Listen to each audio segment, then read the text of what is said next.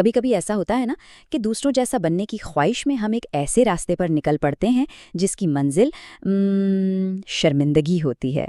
तो आज हम एक ऐसी ही कहानी पर बात करेंगे जिसका नाम है हाथी की छोटी पतलून। आइए देखते हैं कि इस छोटी सी सादा सी कहानी में हमारे लिए कितने गहरे सबक छुपे हैं।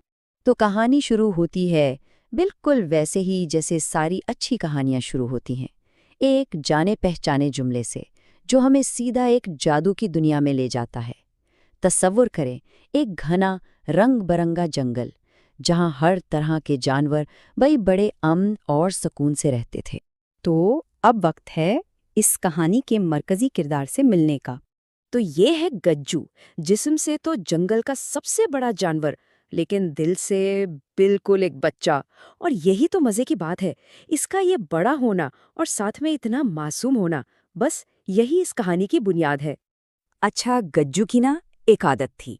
वो दूसरों से बहुत ही जल्दी इम्प्रेस हो जाता था। मतलब अगर बंदर ने टोपी पहन ली तो गज्जू को भी टोपी चाहिए। मोर ने अपने पर फैलाए तो गज्जू को भी कुछ नया ट्राई करना है।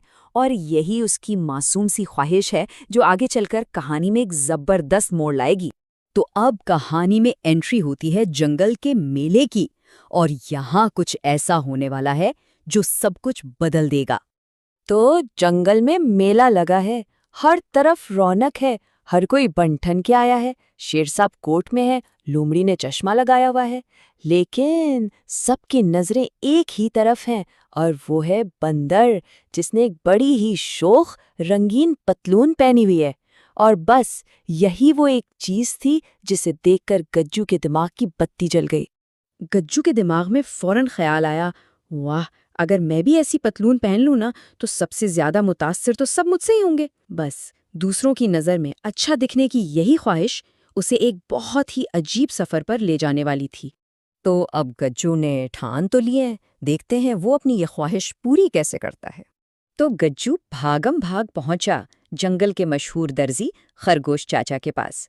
अब खरगोश चाचा ने जैसे ही गज्जू का साइज देखा, वो तो परेशानी हो गए। साफ साफ कह दिया, भाई इतना कपड़ा नहीं है। अब ये एक तरह से वार्निंग थी, है ना? लेकिन गज्जू साहब वो तो अपनी जिद पर अड़े रहे, और नतीजा क्या निकला? पतलून तो बन गई, लेकिन वो थी बहुत ही ज्यादा छोटी। बस ये दो लफ्ज ही काफी हैं पूरी सूरत हाल समझने के लिए।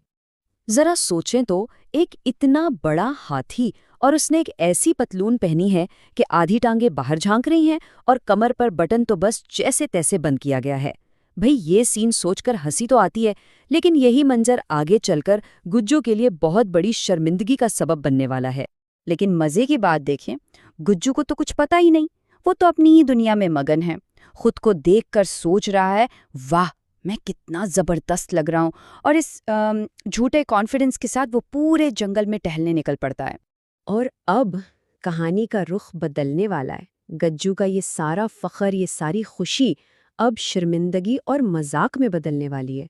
और पहला तीर कौन चलाता है? जी हाँ, वही बंदर जिसकी वो नकल कर रहा था। वो हंसते हुए पूछता है, अरे ये पतलून पहनी है या रुमाल लपेटा है? और ये था गज्जू के लिए पहला और शायद सबसे बड़ा झटका। अब जब एक ने मजाक उड़ाया तो बाकी कैसे पीछे रहते? चालाक लोमड़ी ने भी एक छुपता हुआ जुमला कहा, लगता है फैशन और अकल का साइज अलग अलग होता है। और बस इस बात पर तो पूरे जंगल में कहकहों का तूफान आ गया। और फिर वो हो गया जिसका डर था। एक छोटी सी लेकिन बहुत तेज आवाज, टिक। पतलून का वो अकलौता बटन भी जवाब दे गया। ये इतनी सी आवाज थी, लेकिन इसने जंगल की सारी हंसी को एक लम्हे के लिए खामोश कर दिया। जैसे ही बटन टूटा, पतलून धड़ाम से नीचे, और उसके बाद जो कहकहे गूंजे, अलामानुल हफीज। गज्जू के लिए तो वो लम्हा शर्मिंदगी की इंतहा था। उसका दिल चाह रहा था कि जमीन फटे और वो उसमें समा जाए। लेकिन कहते हैं ना, जब हर तरफ अंधेरा हो तभी कहीं से हिकमत की रोशनी नजर आती है। और अब कहानी में एंट्री होती है एक बहुत ही अहम किरदार की। एक बूढ़ा दाना कछुआ वो धीरे धीरे आगे बढ़ता है। वो गज्जू को डांटता नहीं, बल्कि बहुत प्यार से समझाता है। और उसका कहा हुआ एक जुमला वही इस पूरी कहानी का निचोड़ है। बेटा गज्जू, कपड़े शख्सियत नहीं बनाते, जो खुद को पहचान लेना, असल खूबसूरती उसी में है। तो अब देखते हैं कि गज्जू इस नसीहत पर कैसे अमल करता है। गज्जू उस छोटी सी पतलून को देखता है और उठाकर सीधा तालाब में फेंक देता है और फिर वो पूरे एतमाद से बुलंद आवाज में कहता है, मैं एक हाथी हूँ और यही मेरी शान है। ये था वो लम्हा जब उसने खुद को पहचाना। उसे समझ आ गया कि उसकी असलियत ही उसकी असल खूबसूरती है। तो इस पूरी कहानी से हमने क्या सीखा? 3 बहुत अहम बातें हैं। पहली, कि दूसरों की अंधी नकल करने से हम अपनी पहचान खो देते हैं।